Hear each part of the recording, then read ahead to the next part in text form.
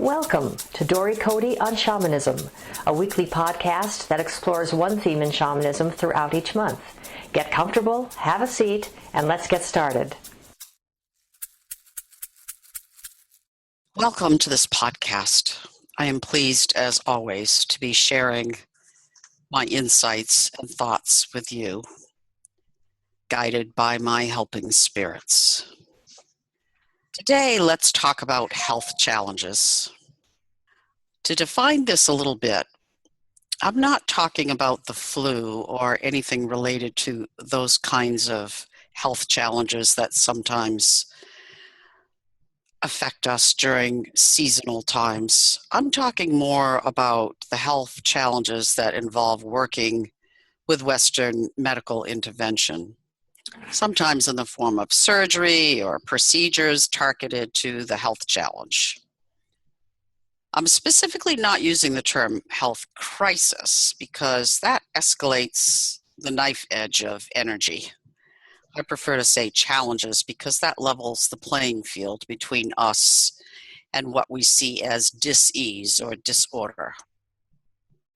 So Dory, when health challenges come up for us or for loved ones close to us, it is really easy to lose one's spiritual practice as we focus on the physical. It's also easy to feel that spirit has deserted us. What is the shamanic perspective on health challenges, and how can we stay connected? That is a really pertinent question to me at this particular time, as I am dealing with health challenges in my family from many different directions. And that has challenged me to maintain my own physical, mental, emotional, spiritual health in the midst of all of that. What I see as the biggest challenge when we have physical or emotional or even mental health challenges is being able to stay connected to spirit throughout. The reason that is challenging is because when we become disordered or are struggling with a disease of some kind or recovering from surgery or other illnesses, it's not unusual for us to feel that perhaps we've been deserted by spirit, when in fact that of course is not true, and cognitively we might even recognize that of course it's not true. However, we feel in the moment or for days that we have been abandoned by spirit. And so those are the most challenging times to connect with spirit, while at the same time, it is the time we most need that connection with spirit. And so that paradox pushes us at times even further away from spirit than where we need to be. So for myself, what I like to do is, of course, surround myself with friends and colleagues and family who know what my spiritual practice is and who know the depth of my spiritual nature and who can remind me that I am surrounded by spirit, that I am connected to spirit, that I have not been abandoned. And I ask others for help. I do my absolute best to write a note or pick up the phone or send an email to someone and say, hey, I'm going through a really rough patch here. I would really appreciate some prayers, some help, perhaps a shamanic journey to give me some guidance about what would be the most helpful for me as an individual right now. Because, of course, what we each need is different from person to person. We can't assume that what will work for me is going to work for another, because we're all unique individuals. And how we relate to spirit and what is important to us will vary from person to person. For instance, for some people, it might be really important as they're working through health challenges of their own or of a family member to remember to drink a lot of water, something as simple as that, or to remember to light a candle and invoke the presence of spirit, Or for someone else, it might be, oh, I really have not been outdoors today to touch base with nature. And they might need a reminder that that would help empower them. Or for other people, it might be something as simple as remembering to pick up the phone and call a friend. So from a shamanic perspective, there is no one easy fix, but I would recommend that, first of all, if you are practicing shamanism, I hope you have a community of some kind who will help keep you connected and who you won't keep secrets from. Because when we keep secrets, when we hunker down and stay by ourselves rather than reaching out or allowing others to reach in, then we are in peril. We're putting ourselves in a state of potentially going further and further down the rabbit hole, which will be much more difficult to pull ourselves out of. So number one, from a shamanic perspective, I say if you don't have a community, please, please, please surround yourself with somebody, even if it's just one person who understands who you are spiritually, who can speak to you in the language that you will understand, who will support you and love you through whatever physical, emotional, mental challenges you're going through, or even spiritual practices, spiritual challenges, because even those of us who are practitioners of shamanism or even teachers of shamanism like myself, we go through the dark night of the soul. We have times where we doubt our own connection. We have times when we are frightened or feel abandoned. And so don't be afraid to reach out or to know that if you can't reach out, there is somebody in your life who will reach in to you. That's really my greatest advice for anybody who's practicing shamanism. Certainly, we all appreciate being of service. When we're going through crisis, we don't understand easily that we actually are being of service by giving others an opportunity to be of service and to help us. Without reaching out, you're keeping others from that opportunity to give and to grow with you. I absolutely agree with that. I did write a newsletter in April of 2017 in which I was really very vulnerable about sharing with people that I have been going through a struggle in myself because of many family illnesses and crises. And, that vulnerability, that willingness to reach out to the larger community of people that I know, hundreds and hundreds and hundreds of people who received my newsletter, I allowed myself to be gifted with emails and cards and Facebook posts and messages from people all over the world who said, oh, I know what it feels like to be fearful, and here are the things that I do. So people offered me suggestions that were helpful to me. And it was wonderful to be in a place of feeling that I could receive from that larger community that I am predominantly in the role of giving to. And I know from many who have voiced this that they felt really good knowing that they could give back to me. And so, yes, I agree with your comment wholeheartedly. And so sometimes when we're going through health challenges near or in us, and we feel like spirit has abandoned us, we see the grace of spirit through the eyes of those who are supporting and giving to us. Absolutely. That is so true, because spirit is alive in all beings. And, spirit can speak to us through a human voice. And if we just trust that whatever it is we're meant to hear from spirit will come to us in some way, whether through an omen from nature or a kiss from one of our beloved companions, a dog or a cat or, a rabbit or a gerbil, or a friend, that is the voice of spirit coming through to us. And it is amazing how healing that can be.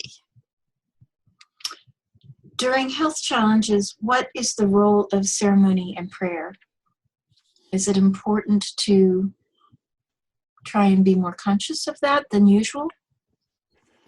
Yes, it is. And yet, of course, as I said earlier, it's very challenging to remember to do all of those things when we're in the midst of a crisis. So my recommendation is that, when we establish patterns in ourselves, when we establish a ritual of sorts, a daily ritual, just like most of us get up in the morning and at some point, not too long after we've gotten up, we brush our teeth, at least those of us here in North America. And so that's a pattern. It's something that you don't forget, because after a while you get that physical signal, oh yeah, I forgot to brush my teeth, and you go and you do it. So if you do the same kind of thing with your spiritual practice, if you have something that you do every day, such as, sit quietly for a few minutes, light a candle and meditate for 5 minutes or 10 minutes, or go outside and rattle and sing a song to spirit. Perhaps you sing Morning Sun, or you sing to the trees, or you say hello to the butterflies, or whatever that practice is. When you have established that kind of pattern in your life, then it's easier to remember, no matter what's going on around you, to do those things, so that you keep that telephone line to spirit opened. And in those times of greatest challenge, what you receive back from maintaining those daily rituals is profound. So, and again, prayer and asking others for prayer is really important, allowing ourselves, no matter who we are, to be vulnerable and to know that when we ask others to send light and love and prayer to us, it is really profoundly healing. And if only in knowing that others are praying for you, it makes a huge difference in how one can maintain an attitude of positivity, a trust, and an openness to knowing that spirit is working on us and with us every moment, even if we don't have the physical, mental, or emotional capacity to engage directly. Others are engaging for us, and that is critical. Larry Dossey talks a lot about the power of prayer, and has documented scientifically the results of the difference between people who are really critically ill or in the hospital, and how they heal when many people are praying for them versus people who, in those same circumstances, who are not being prayed for. The difference is amazing. So you're talking about the health of the support system as well. You're talking about the support system of an identified patient and how much it really matters. What suggestions or wisdom can you offer for the caretakers and for the close circle of friends during health challenges? Yes, that's a really good point, because, the person who is suffering with an illness or, recovering from surgery or similar a problem, or, an emotional challenge, is receiving a lot of attention from their community or their family around what is happening for them. But it's also really important to remember to do the same or nearly the same for the caregiver, because the caregiver or the caregivers in a household are necessarily extending themselves heavily beyond what they typically would do in an ordinary day.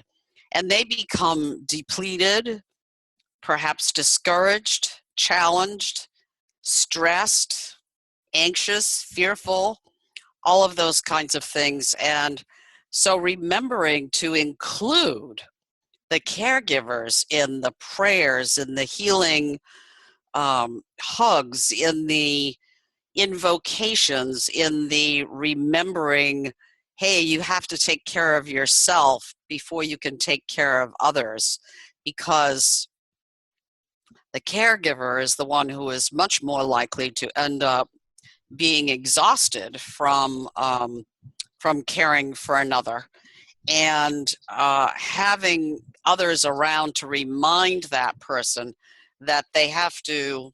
I always love to use this as a metaphor. You know, when you're on an airplane, they always say to you, you know, if you're traveling with a small child or somebody who's disabled or not able to put the air mask on themselves, put it on yourself first and then put it on that child, because you cannot help somebody else if you are yourself depleted. So it's so important to have people around who can remind the caregiver that that is critical for them, and that they are not alone, and that they have the support of others while they are supporting the person who is recovering from illness. I've heard that during surgery there is this shamanic practice or ceremony which can be done either during surgery or close to surgery at a distance, not necessarily in the room. Can you talk more about that? Sure. One of the things that shamanic practitioners do on a regular basis is provide guidance and healing energy while somebody is undergoing surgery or some kind of a medical procedure. So what we do is we ask for information about the location of where the person is, where the patient is. Of course, we always do this with permission. We never do this without the patient's permission. But assuming that we have the patient's permission, we get information about where is the person, what is the hospital, even the room number if possible. And then we rattle or we drum or we do a journey, by listening to drumming or rattling. And we send light, love, and lots of healing spirits into the room where the surgery or the procedure is happening. So it's sort of like we fill the space with light, love, and the power of healing spirits, so that the patient is protected and surrounded with love energy, regardless of what might be going on in the procedure room, whether that's a surgical room or not. And the reason we do that is because we know that, you know, the body and the mind don't have an awareness generally of a procedure that's going on, because most of the time people have some form of general anesthesia, so their mind is not present. And so therefore their mind is not traumatized by what is going on in the room. However, the spirit is always present. You know, that person's soul is there in the room, and it is traumatized or potentially traumatized by what is happening, not just, you know, the surgical procedure itself, but the conversations that are going on amongst the surgeons and the nursing staff and the medical staff, which isn't always friendly and isn't always funny, and sometimes anger and other kinds of emotions end up being in that operating room. And so by doing what we're doing, we're actually insulating the soul of the person who is having surgery from being traumatized in any way by what is happening in that room. And clearing for people post-surgery and post-procedures, is it important to be conscious about? Because there's so many things to pick up in a hospital other than germs. Yeah, that is so true. what is commonly known and understood is that, our soul is very much impacted by being in a hospital setting or a rehab facility or a nursing home or any place like that. And so there are many kinds of things that might be needed by somebody who's been in that kind of environment. It could be that they need to have some what we call shamanic extraction work, which is about removing energies that have gotten stuck in them as a result of their being exposed to lots of negativity and, like you said, lots of nasty goodies that are not wanted. Negative spiritual energy. So they might need some kind of extraction work. It's also not uncommon for a person who's been in that kind of situation to also need some soul retrieval, because their soul has been impacted by what has gone on.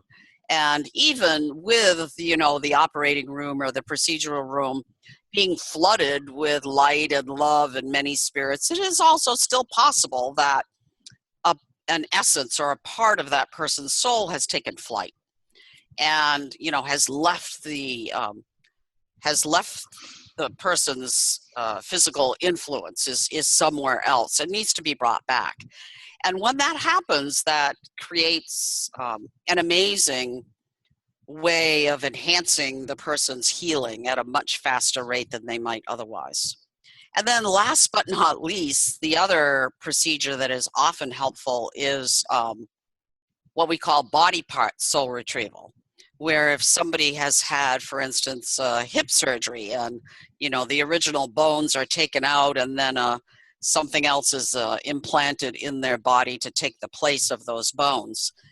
Well, the energy of that original part of their body has been removed along with the bones and other pieces. And so what we do with body part soul retrieval is we bring back that energy that left when the physical structure left, so that also enhances the healing nature of the person's coming back to fullness. There's that old saying that no problem comes to us without a gift in its hands. So there's the physical healing, and then there's the spiritual healing. And sometimes it takes a long time to be able to look back and get what you understand from what was the gift from the process. But it is there. It almost always is there. Yes, that is true. And it's something that eludes a lot of people. They forget to look back and realize, oh, wow, I had that surgery and it was a miserable experience and I didn't like being in the hospital and it felt like it took forever to recover. But while I was recovering, such a thing happened. Or, gee, I became much more attuned to the presence of that beautiful pine tree outside my bedroom window and felt very connected to that. Or whatever. If we dare to pay attention, there is always a gift that has come with that recovery time, or even with the physical challenge of having to have the surgery. Yeah, as most gifted healers have been through crises, there is a gift at the end eventually that does right on your soul in a way that enhances your understanding of life. Yeah, in shamanism, we call that a shamanic initiation, or we call it a coming to enlightenment kind of time, or, most people who are gifted healers have what we call, a wound. They're called the wounded healer. And in order to be gifted or to be able to really impart the healing energies, it actually is far more helpful for the person to have come from a place of woundedness in order to understand and be compassionate and loving with somebody who is going through a crisis. Is there anything else you'd like to say on this subject?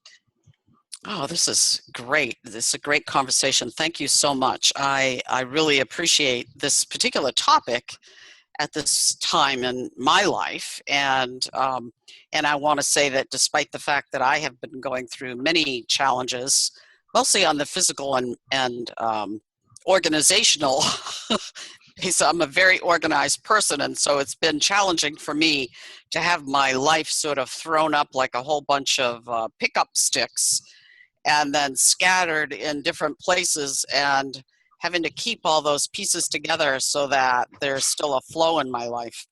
And, as I said earlier, it's been a true gift to me to have friends and colleagues and family around who are able to support me and remind me, oh, you forgot that pickup stick over there in the corner. Don't forget that one. Go pick that one up. So this is a very timely topic, and I appreciate your bringing it forth. And thank you, and greetings to everybody out there in my listening audience. Thank you. Thank you for listening to Dory Cote on Shamanism. We'd love to hear your thoughts, stories, reactions, and questions. Come on over to dorycote.com and join the conversation. And tune in next week for more on this subject, or next month for a new subject. You can subscribe to this podcast in iTunes, or sign up on dorycote.com to receive notices when the podcasts are posted. That's Dory, D-O-R-Y, and Cote, C-O-T-E.com. Drumming and rattling by Dory Cote and Terry Morgan. Technical assistance and audio production by JillHackett.com. And this is Susan Savelle, wishing you many blessings in your life. We hope to have you join us next time.